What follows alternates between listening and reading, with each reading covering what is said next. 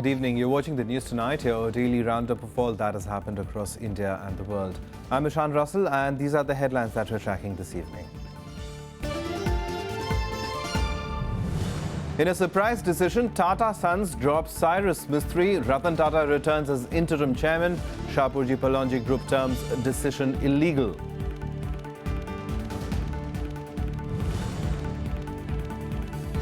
High drama at the Samajwadi Party meeting in Lucknow amid angry exchanges between Akhilesh Yadav and his uncle Shivpal. Party chief Mulayam Singh Yadav tries to broker peace. Prime Minister Narendra Modi asked voters in Uttar Pradesh to break the cycle of SP-BSP in the state, inaugurate several projects including the mega Urja Ganga gas pipeline project in Varanasi.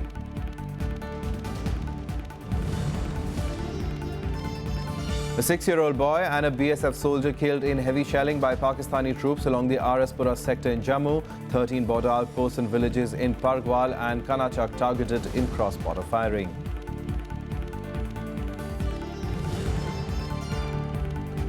And France starts clearing the migrant camp in Calais, known as the Jungle. It housed nearly 6,000 to 8,000 people in extremely poor conditions. A top story this evening. In a huge corporate upheaval, the Tata Sons board replaced Cyrus Mistry and appointed Ratan Tata as the interim chairman of the group. The decision was taken at a board meeting on Monday. Mistry has resigned from his post as chairman. The board constituted a selection committee to choose a new chairman within 4 months. Ratan Tata was chairman from 1991 till his retirement on 28th December 2012. He's also been the chairman of the major Tata companies, including Tata Motors, Tata Steel, Tata Consultancy Services, Tata Power, Tata Global Beverages, Tata Chemicals, Indian Hotels and Tata Teleservices. During his tenure, the group's revenues grew manifold, totaling over $100 billion in 2011-12.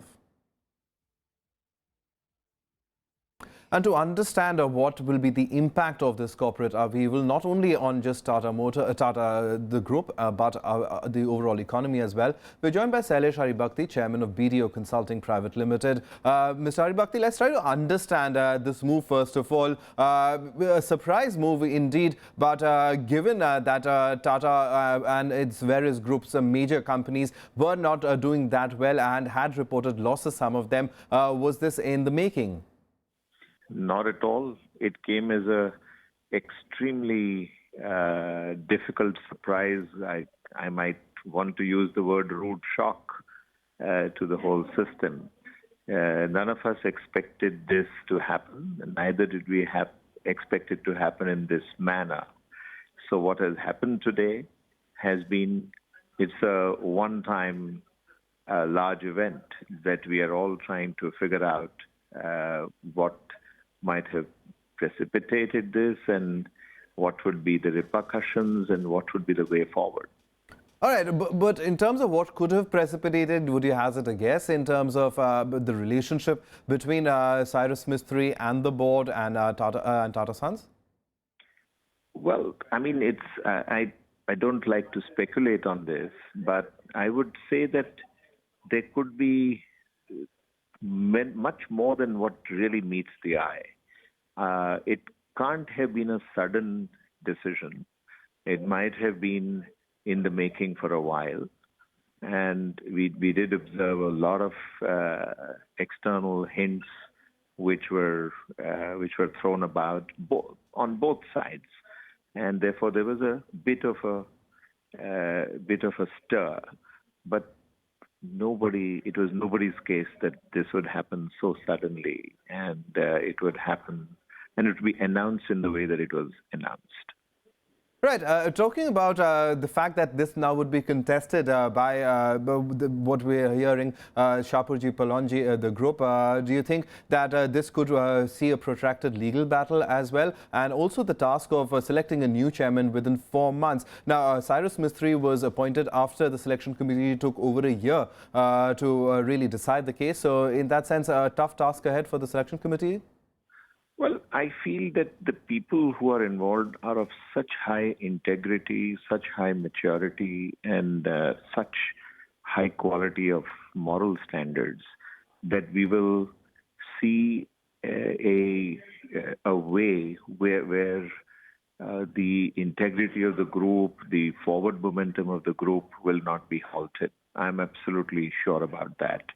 The people who I see on the selection committee are also of impeccable record, impeccable integrity, and great competence. And I know that in the overall interest of the group, people will take whatever actions they believe will redound to the benefit of the group and virtually to the benefit of the country, because to all of us, the Tata Group is one of the most important groups that India has. Right. Mr. Haribhakti, thank you very much for joining us. We'll, of course, wait for this crisis to unfold, see what else comes out in the public domain, because this is a crisis that will seem to continue for some time now. But Mr. Haribhakti, thank you very much for coming in and helping us understand this from your perspective. Now, talking about another crisis, this on the political side, the Samajwadi Party's crisis worsened today after a meeting where Mulayam Singh Yadav and his son, Chief Minister Akhilesh Yadav, exchanged heated words. Chaos broke out at the venue, leading to an abrupt end of the meeting. Mulayam Singh made it clear that he will continue to back Amar Singh and his brother Shivpal Yadav, while stating that Akhilesh Yadav will remain in the party. Family feud, angry exchanges, violence, and towards late evening, reports of a reconciliation. The Samajwadi Party's political reality show was playing out in full public view on Monday.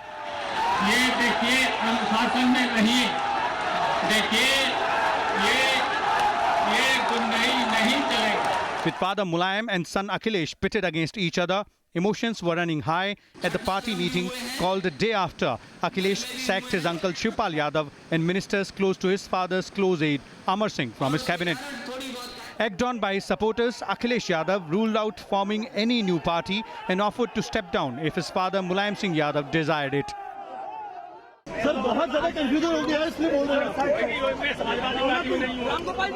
Mulayam Singh in turn retaliated by sacking his brother Ram Gopal Yadav from the party, while refusing to distance himself from either Shivpal Yadav or Amar Singh.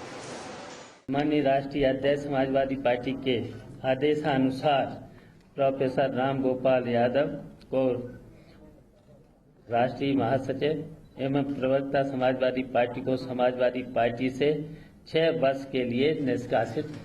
The family drama triggered reactions from political parties, while BJP slammed the Samajwadi Party. Congress maintained an arm's length distance, saying it's their internal matter. वो देखिए उनका personal है, पारिवारिक है, तो उसमें नुकसान प्रांत को ही होता है, लेकिन वो सुलझाएंगे, उस पर हम क्या टिप्पणी कर सकते हैं. तो उनको अपने आप ही करना है, क्योंकि वो रूलिंग पार्टी भी है इस वक्त. देखिए ये तो दिख रहा था बहुत दिनों से, और बड़ा तनाव का माहौल उनके परिवार के अंदर था, दोनों बेटों के बीच, चाचा भतीजे के बीच, और 2 फाड़ में तो पहले से ही विचारधारा थी, और अमर सिंह जी को लेके तो खास तौर से बहुत ज्यादा विवाद परिवार में था. पर जिस तरह से घटनाक्रम चला है, ऐसा लगता है जैसे मुलायम सिंह यादव जी का कंट्रोल, नियंत्रण अपने परिवार पर और पार्टी पे करीब करीब समाप्त हो चुका है. इस प्रकार के पूरे अलोकतांत्रिक भाषा और अमर सिंह के धूल के बराबर तुम नहीं हो, इस प्रकार की बातें एक मुख्यमंत्री और मुख्यमंत्री की गरिमा होती है. मतलब राजनीति किस प्रकार से गिर गई है, इन भाषाओं को उपयोग करना, मुख्यमंत्री के बारे में कहना और एक दूसरे पर आरोप प्रत्यारोप लगाना, खुलेआम आरोप, यह लोकतंत्र के लिए ठीक नहीं है. The tussle in the Samajwadi Party began last month when Mulayam replaced 43-year-old Akhilesh with his 61-year-old uncle Shivpal to the post of Uttar Pradesh party chief. He also expelled several youth leaders seen as close to Akhilesh. Among them was MLC Udayveer Singh, who had demanded that Akhilesh Yadav be made Samajwadi Party's national president. By evening, there were some reports of a reconciliation, but going by the events on Monday, the last word hasn't been spoken yet on the Samajwadi Party drama. With Pranav Goswami, Vishal Daya, Rajya Sabha TV. The Prime Minister was also in Uttar Pradesh, and Prime Minister Modi joined the ongoing debate on the banning triple talaq in India. The Prime Minister said it's an issue concerning women's rights and must be kept above religion and politics. He's speaking at a rally in Bundelkhand region of Pulban, UP, wherein he also hit out at the SP and the BSP, the two parties that have ruled UP alternately for the past 15 years. He later went to Varanasi to inaugurate a number of development projects. Reacting to the debate on reforms in Islamic personal laws, Prime Minister Narendra Modi on Monday said the issue should not be politicized. Speaking at a rally in the Mahoba district of Bundelkhand, Modi opposed the practice of triple talaq, hitting out at those who wanted to deny Muslim women their natural rights. चुनाव अपनी जगह पर होते हैं, राजनीति अपनी जगह पर होती है, लेकिन हिंदुस्तान की मुसलमान औरतों को उनका हक दिलाना, भारत के संविधान के तहत दिलाना, ये सरकारों की और समाज की जिम्मेवारी होती है। मैं मीडिया से आज सार्वजनिक रूप से अनुरोध करना चाहता हूं, टीवी डिबेट करने वालों से मैं अनुरोध करना चाहता हूं, ये 3 तलाक को लेकर के जो विवाद चल रहा है, मेहरबानी करके उसे सरकार और विपक्ष का मुद्दा न बनाएं। मेहरबानी करके उसको भाजपा और अन्य दलों का मुद्दा मत बनाएं। मेहरबानी करके उसको हिंदू और मुसलमान का मुद्दा न बनाएं। At the rally, Modi also targeted the Samajwadi Party and the Bahujan Samaj Party. He urged people of the pole-bound state to break the cycle of the two parties. कभी सपा, कभी बसपा, कभी सपा, कभी बसपा, उनकी तो दुनिया चलती रही, आपकी दुनिया में कोई बदल नहीं आया मेरे भाइयों बहनों। और इसलिए उत्तर प्रदेश में आने वाले 10 साल में उत्तर प्रदेश को हिंदुस्तान का उत्तम से उत्तम प्रदेश बनाने की अगर आपको इच्छा लगती है तो इन सपा बसपा के चक्कर से बाहर निकलिए भाइयों। From Mahoba, the Prime Minister headed to his Lok Sabha constituency Varanasi, where he inaugurated several projects, including the Urja Ganga gas pipeline project. निर्धारित समय में सैकड़ों करोड़ों रुपया खर्च करके एक गैस की पाइपलाइन बिछाने की दिशा में आज कार्य आरंभ हो रहा है। तो एक ऐसी योजना जो जन सुविधा को भी उपयोगी है, जो भावी पीढ़ी के भविष्य के लिए भी पर्यावरण की रक्षा करने वाली योजना है। Being built at a cost of 51,000 crore rupees, the 1,500-kilometer long gas pipeline is expected to cater to millions of people in Uttar Pradesh, Bihar, Jharkhand, West Bengal and Odisha. Bureau Report, Rajya Sabha TV. Now, 2 people, including a 6-year-old boy, were killed in intensified cross-border shelling by Pakistani Rangers in Jammu's RSTV sector on Monday. 9 others were also injured in the attack. There were also reports of damage to civilian property. A 6-year-old boy and a border security force Jawan were killed in a heavy shelling by Pakistani troops. While the Jawan died in the firing in RSTV sector, the boy suffered splinter injuries in Kanachak sector. 9 civilians, including a BSF Jawan, were also injured. In all, Pakistani troops targeted 25 border outposts in RSTV, Pargawal and Kanachak, using mortar shells and small arms. मैं आप लोगों को विश्वास दिलाता हूं कि हम पाकिस्तान की इस एक्शन का मुंह तोड़ जवाब देंगे। जैसा आप जानते हैं, पिछले 3-4 दिनों से इंटरमिटेंटली दोनों ओर से उनकी तरफ से पहल होती है। मैं ये यहाँ पे स्पष्ट करना चाहूँगा कि कभी भी हमारी ओर से पहल नहीं होती है। जो बॉर्डर के बहुत माड़े हालात हैं, लोग अपने अपने घरों के अंदर छुपे हुए हैं। पाकिस्तान की तरफ से लगातार फायरिंग चल रही है। हमारे लोगों की कोई ज़िंदगी नहीं है, ना तो बच्चों की पढ़ाई का कोई मसला हल हो रहा है। कई लोग तो अपने अपने घरों के अंदर छुपे हैं, कई लोग बैंकरों में जाके छुप गए हैं।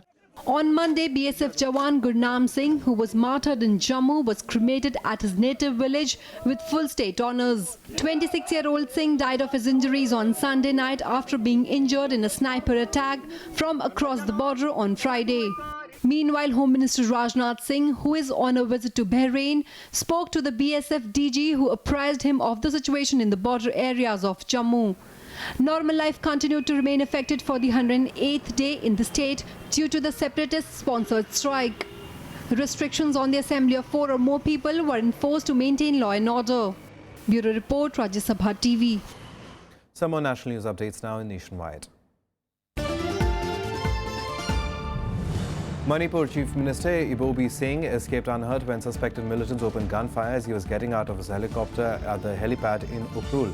A Jawan of the Manipur Rifles was also injured in the exchange of fire.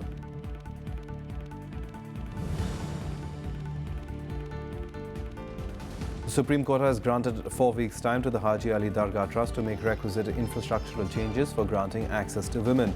The trust has assured the Supreme Court that it will grant access to women on par with men.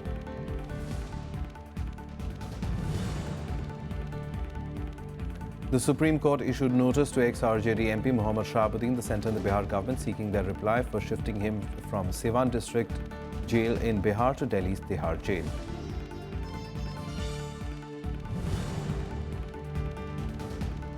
At least 24 Maoists were killed in an encounter with the combined team of Andhra Pradesh and Odisha police in Malkangiri district on the Andhra-Odisha border. 2 police personnel were also injured in the encounter. The incident occurred when Maoists opened fire on a police patrol party.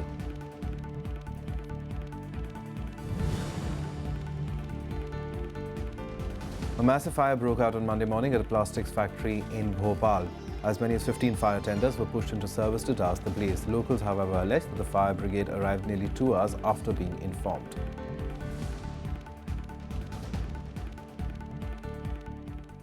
Time for us to take a short break. Lots more on the other side. Do stay tuned.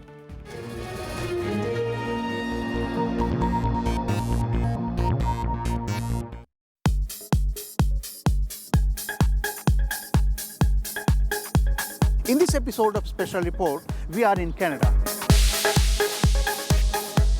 Canada, a colonial cousin of India. Canada में सब कुछ है जो भारत को चाहिए और भारत के पास वो सब कुछ है जो कनाडा को चाहिए. Is now the first choice of Indian migrants.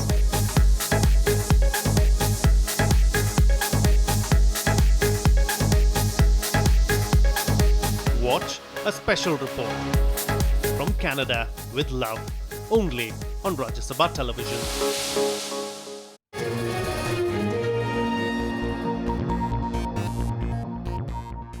Welcome back. You're watching the news tonight.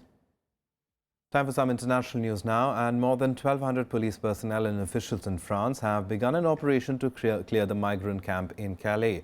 The refugees from Calais will be transferred to other centres around France. Departing refugees are free to choose their desired destination of evacuation at a registration centre. The camp has been housing at least 7,000 people in rather squalid conditions. The demolition of the camp is expected to begin from Tuesday. France began to clear the migrant camp in Calais on Monday. The camp, which is also known as the jungle, is home to between 6,000 to 8,000 people, mostly living in poor conditions. The migrants and refugees, mostly from Afghanistan, Sudan and Eritrea, will now be moved to reception centres across France. In the first batch, several hundred migrants were carried away in special buses. Je crois qu'on savait ce matin qu'on aurait beaucoup de monde. C'est la réalité. On a plusieurs centaines de migrants qui attendaient l'ouverture du SAS. On a ouvert à l'heure prévue, dans le calme. Il n'y a pas eu de bousculade. Les mineurs sont bien. Migrants are being placed into separate queues to determine whether they are in families, alone or in vulnerable categories. The dismantling of the camp is expected to start on Tuesday and last for 3 days. Authorities are focusing on processing as many migrant minors as possible. The UK has already begun to accept some of the estimated 1,300 unaccompanied children from the camp. C'est vrai que depuis quelques semaines, on a vraiment intensifié le travail. Déjà, je peux vous donner un chiffre. Cette semaine, là, au moment où je vous parle, rien que cette semaine, pratiquement 200 enfants ont pu rejoindre le Royaume-Uni. Donc voilà, c'est... Heavy security is in place to oversee the operation after a group of migrants clashed with the police on Sunday, even indulging in pelting stones and arson. The police had to retaliate with tear gas. There is concern that some migrants will refuse to go because they still want to get to Britain or Canada. I wouldn't like to go to another place I want to be here in the jungle, no matter what happens, you know. If they start eviction tomorrow to destroy all the jungle, I will be here, you know. I'm homeless, but I'm not hopeless because I know what I'm doing, and you know, I know one day I'm gonna make it to go to Canada. Meanwhile, thousands of migrants were rescued from the Mediterranean, but not before 17 of them lost their lives. More than 20 operations were carried out by ships from Norway, Ireland, Libya and Italy. Around 3,000 migrants have gone missing or died this year while trying to use the route from North Africa to Europe by boat. Bureau Report, Rajya Sabha TV. Now, North Korea has lashed out at the United Nations on Monday as the world body tried to strengthen sanctions following Pyongyang's latest missile launches and nuclear test in September.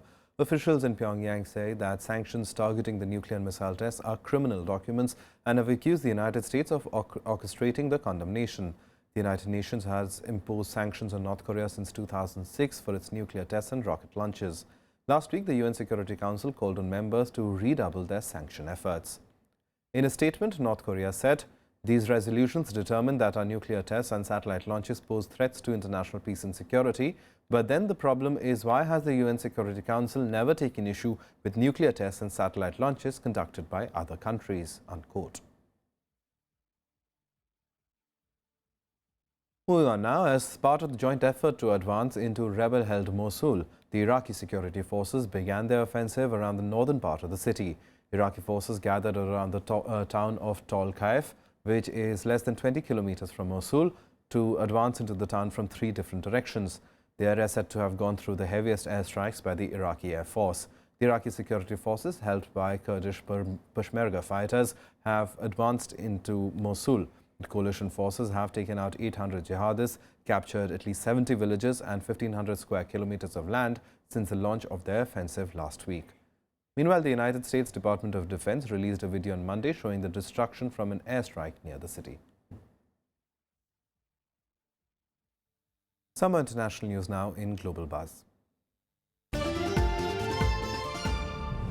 At least 7 people were killed and 94 others injured when a powerful explosion destroyed a prefabricated house in China on Monday. The incident occurred around midday in Xiamen town in Shaanxi province. Initial investigation indicates that the makeshift house has been built inside a residential compound. The exact cause of the explosion still remains unclear. At least 5 people were killed when a light aircraft crashed after taking off from Malta's main airport early on Monday. All 5 victims were reportedly French nationals. Flames were seen rising from wreckage near the runway, sending thick black smoke into the sky. Investigations have begun and the aerodrome has been closed until further notice.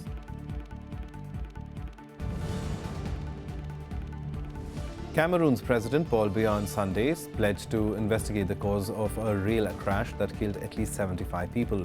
The government appealed for additional blood donations to assist treatment of some 600 people who suffered injuries. The packed passenger train carrying more than 1,400 people derailed on Friday near the town of Eseka, causing carriages to flip over at high speed.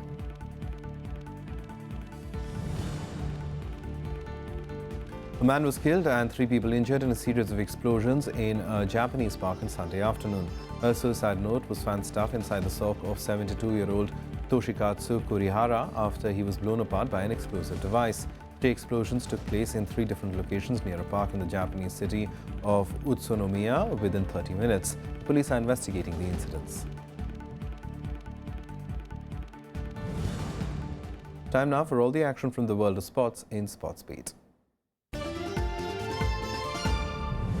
India rallied to beat arch rivals Pakistan 3-2 in the Asian Champions Trophy hockey on Sunday. Pradeep Moore gave India the lead in the 11th minute, but Pakistan took charge through strikes from Mohammad Rizwan Senior and Mohammad Irfan Jr. Rupinder Pal Singh then converted India's only penalty corner in the 43rd minute, and Ramandeep Singh a field goal to restore India's advantage. The victory gives India 7 points from 3 outings. England snatched a thrilling 22-run victory against Bangladesh in the first test at Chittagong, leading 33 for victory with just 2 wickets in hand on the final day. Host Bangladesh scored only 10 runs before Ben Stokes took both the wickets.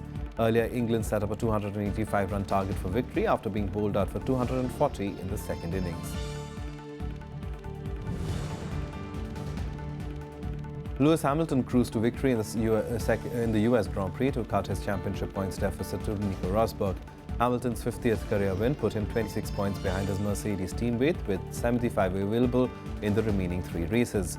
Rosberg finished second while Red Bull's Daniel Ricciardo finished third.